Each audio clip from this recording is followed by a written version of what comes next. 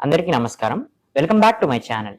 ఈరోజు మన ఛానల్‌కి ప్రముఖ ఆధ్యాత్మికవేత్త, ప్రముఖ వాస్తు పండితులు వైవీఎస్ఎస్ గిరిరావు గారు మన ఛానల్‌కి విచ్చేశారు. నమస్కారం గురువుగారు. నమస్కారం జయకృష్ణ. ఈ కన్య రాశి వారి రాశి ఫలితాలు ఎలా ఉన్నాయో కొంచెం వివరించగలుగుతారా? అలానే వారి యొక్క జీవితంలో ఎటువంటి పెనుమార్పులు రాబోతున్నాయి?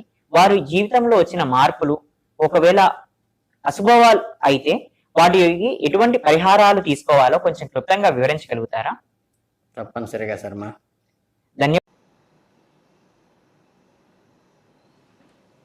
అందరికీ నమస్కారం అండి.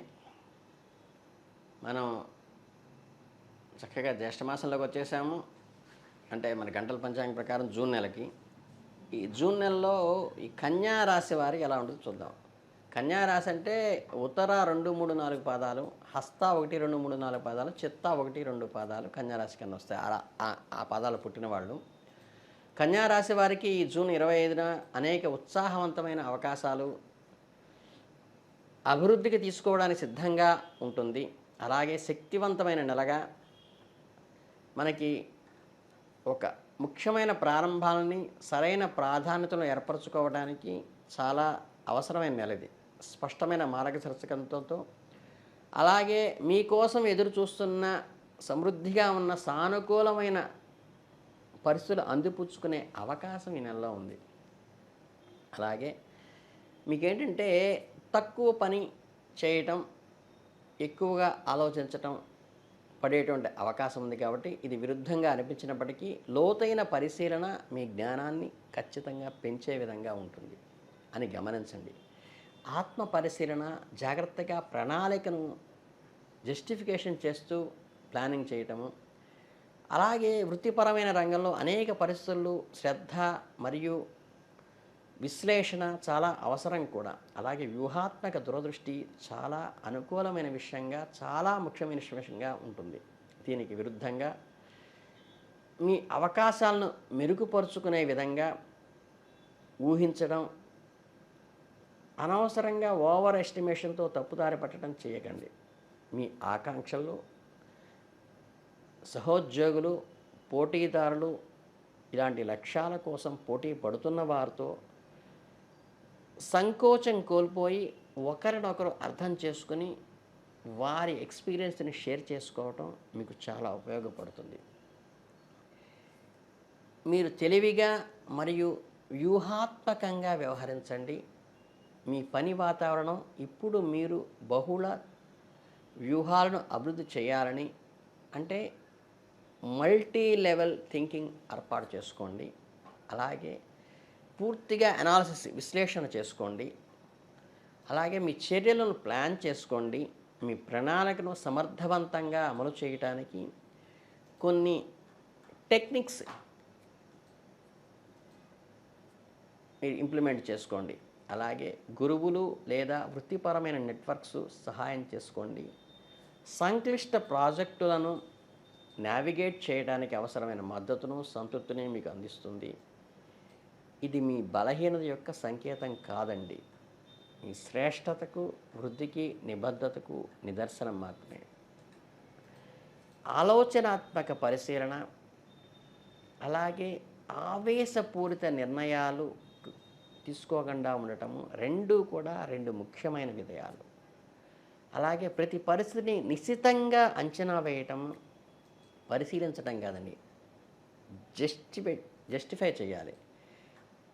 అలాగే చర్య మధ్య ఈ సమతుల్యత, నాణ్యత త్యాగం చేయకుండా కీలకమైన అవకాశాలు కోల్పోకుండా విశ్వాసంతో, వెరీ కాన్ఫిడెన్స్తో ముందుకెళ్ళటం చాలా ముఖ్యమైన నిర్ణయం. అలాగే వ్యక్తిగత సంబంధాలకు భిన్నమైన విధానంలో ఉండకుండా స్వతంత్రంగా వ్యవహరించటము, మీ స్వంత తీర్పుపై ఆత్మసాక్షిని చెప్పిన దానిపై చివరికి మీరు గణనీయమైన ప్రయోజనాలను అందించే విధంగా ముందుకు తీసుకెళ్తుంది. వెంటనే స్పష్టంగా ఇది కనిపించకపోయినప్పటికీ మిమ్మల్ని మీరు విశ్వసించటము, మీ స్వంత అంతర్దృష్టి ఆధారంగా నిర్ణయాలు తీసుకోవడం ద్వారా మీ చర్యలకు మీరు నిజమైన విలువలు, మీ కోరికలకు అనుగుణంగా ఉండేలా మలుచుకోగలుగుతారు. స్వీయ విశ్వాసము మీ సంబంధాలను, వ్యక్తిగత ప్రయత్నాల్లో ప్రామాణికతను పెంచుతుంది.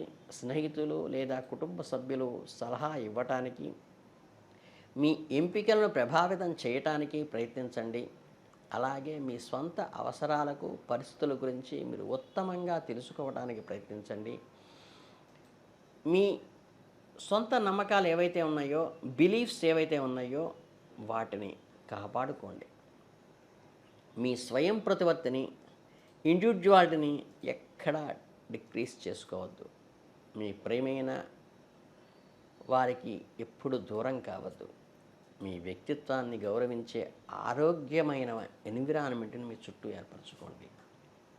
మీ వ్యక్తిత్వాన్ని 10 మంది ఎప్పుడైతే గౌరవించే విధంగా మీరు మలుచుకోవటం, మీ వ్యక్తిత్వాన్ని డెవలప్ చేసుకోవడం ఒక పద్ధతి అయితే, మీ వ్యక్తిత్వాన్ని గౌరవించే వారిని మీ చుట్టూ పెట్టుకోవడం చాలా ప్రధానమైన భూమిక. మీ వ్యక్తిగత జీవితంలో స్వతంత్రం కోసం ప్రయత్నిస్తూ, మీ వృత్తిపైన రంగంలో సహకారంతో పాల్గొనడానికి సమతుల్యత అవసరం. మీ ఆత్మను పునర్జీవితం చేసే స్వీయ సంరక్షణ, సెల్ఫ్ డిఫెన్స్ అనేది ఏర్పరచుకోండి. మంచి పుస్తకంలో మునిగిపోవటము, అలాగే మీ శ్రేయస్సును కాపాడుకోవటానికి మీ విశ్రాంతి క్షణాలు అంటే ఏంటంటే లేజర్ టైమ్స్ని మీ డెవలప్మెంట్కి, అంటే మీ శ్రేయస్సుకి విషర్స్ని డెవలప్ చేసుకోవడానికి ఉపయోగించుకోండి. అలాగే మీ ఆహారంపై శ్రద్ధ వహించండి. చక్కగా క్రమం తప్పకుండా వ్యాయామం చేయండి. రోజంతా సాగతీయటానికి లేదా చిన్న నడక కోసం క్రమం తప్పకుండా విరామాలు తీసుకోవటం మంచి పరిణామంగా పరిగణించుకోండి. మీ శారీరక ఆరోగ్యాన్ని పెంచుకోవడానికి నడక కూడా చాలా ప్రధానమైనది. ఈ మందుల కంటే కూడా నడక చాలా ఉపయోగపడుతుంది కాబట్టి నడకని ప్రాక్టీస్ చేయండి.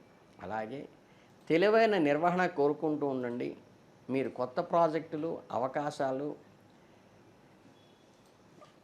అందిపుచ్చుకోవడానికి ప్రయత్నించండి. సమయస్ఫూర్తితో, మెళుకువతో వచ్చిన ఆపర్చునిటీని చేజారకుండా దాన్ని క్యాచ్ చేయడానికి ప్రయత్నించండి. అలాగే ముఖ్యమైన ఆర్థిక నిర్ణయాలు తీసుకోవలసిన ఆలోచిస్తుంటే విశ్వసనీయమైన, మీకు కాన్ఫిడెన్స్ ఉండాలి.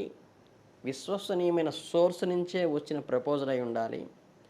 అటువంటి వాటికి అది ప్రయోజనకరంగా కూడా ఉండాలి. అటువంటి వాటికి మాత్రమే సైన్ చేయండి.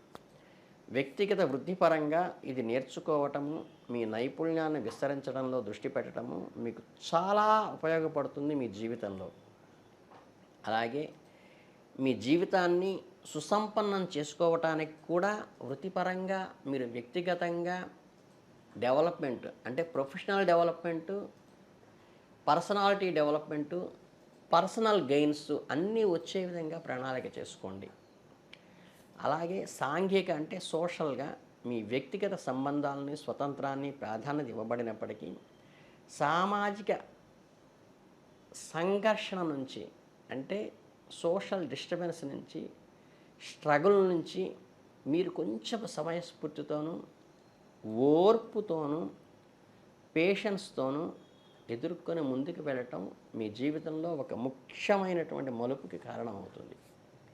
మీ వ్యక్తిగత వృద్ధికి మద్దతు ఇచ్చే సలహాలతో చేరటం, మీ సంబంధాలకు డెవలప్ చేసుకోవటం మీకు చాలా ముఖ్యం.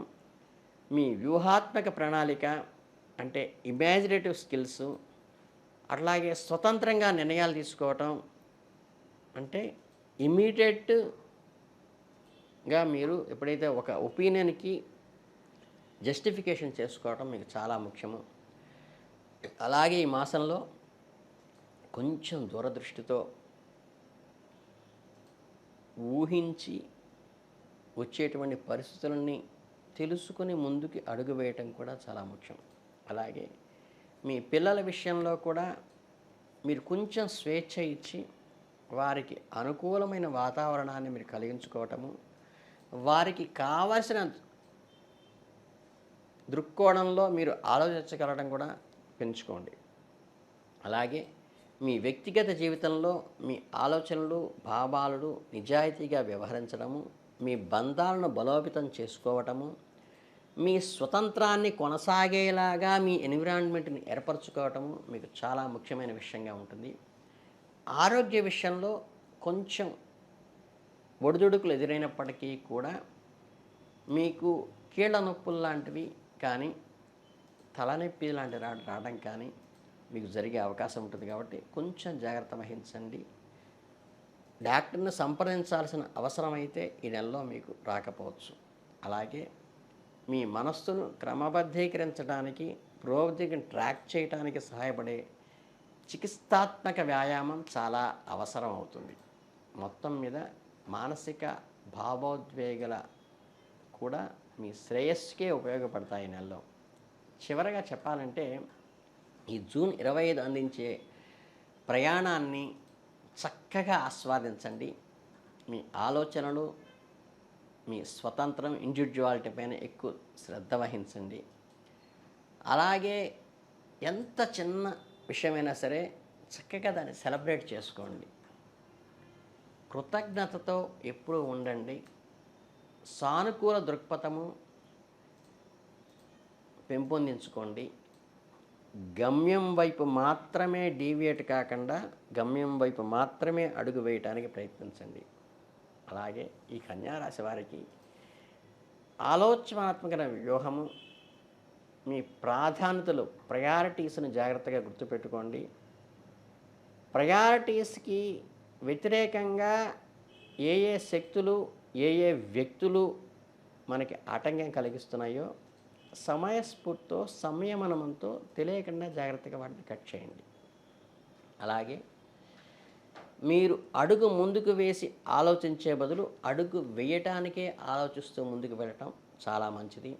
అలాగే మీరు ఎప్పుడూ కూడా మీ నమ్మకాన్ని ప్రకారం పనిచేయటం ప్రాధాన్యత ఇవ్వండి. మీ ఆత్మసాక్షి చెప్పినట్టుగా ముందుకు వెళ్ళండి.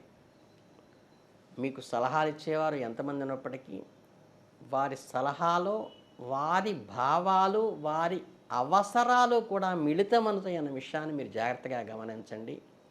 మీ శారీరక మరియు మానసిక భావోద్వేగాలు సంతోషం వైపు ఉండటానికే ప్రయత్నించండి. అనవసరమైన ఆలోచనలు, అనవసరమైన మనుషులకి దూరంగా ఉండండి. మీకు తగినంత విశ్రాంతి ఉండేలా చూసుకోండి. ఆర్థికంగా నిలదొక్కుకోవటానికి, అవసరమైతే సేవ్ చేసుకోవటానికి ప్రయత్నించండి. అదే మీకు భవిష్యత్తులో ఉపయోగపడుతుంది. అలాగే మీ అధికారిక విద్య ద్వారా అయినా లేదా అభిరుచులను అన్వేషించడం ద్వారా అయినా మీ పరిస్థితులను విస్తరించుకోవడంలో, మీ జీవితంలో సుసంపన్నం చేసుకోవడానికి కొత్త ప్రయత్నాలు చేయడానికి ప్రయత్నించండి. ఇన్నోవేటివ్గా, క్రియేటివ్గా ఆలోచించడానికి ప్రయత్నించండి. మీలోని ఏదైతే న్యూనతాభావాన్ని పూర్తిగా తొలగించి వేయండి.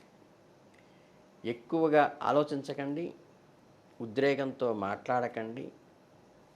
చక్కగా సమయస్ఫూర్తితో అందరినీ అనుకువగా కలుపుకుంటూ మీరు ముందుకు వెళితే ఈ నెలలో మీకు మీ జీవితంలోనే మర్చిపోలేని ఒక మధురానుభూతిని పొందే అవకాశం ఉంటుంది. మీకు ఇక పరిహారాలకు కూడా వచ్చినప్పుడు ఏంటంటే ఏ రకమైన మానసిక అలజడికి లోను కాకుండా చక్కగా మీరు నిత్యానుష్ఠానంలో ఏ దేవతనైతే ఆరాధిస్తారో ఆ దేవత ఆరాధన మారకుండా జాగ్రత్తగా మీరు ముందుకు వెళ్ళటం చాలా ముఖ్యము. మీ మానసిక ధైర్యం పెంచుకోవడం ఎంత ముఖ్యమో, ఆత్మనివేదన తగ్గించుకోవడం ఎంత ముఖ్యమో, అలాగే నిత్యానుష్ఠానాన్ని, మీ ఇష్టదేవతని ఆరాధించడం కూడా జీవితంలో అంతే ముఖ్యం. కాబట్టి ఈ కన్యారాశి వారందరూ మంచి వృద్ధిలోకి వస్తారని, ఈ జ్యేష్ఠమాసంలో ఉన్నటువంటి ఈ గ్రహ అనుకూలతని మీకు అనుకూలంగా మార్చుకుంటారని మనస్ఫూర్తిగా కోరుకుంటూ ధన్యవాదాలు.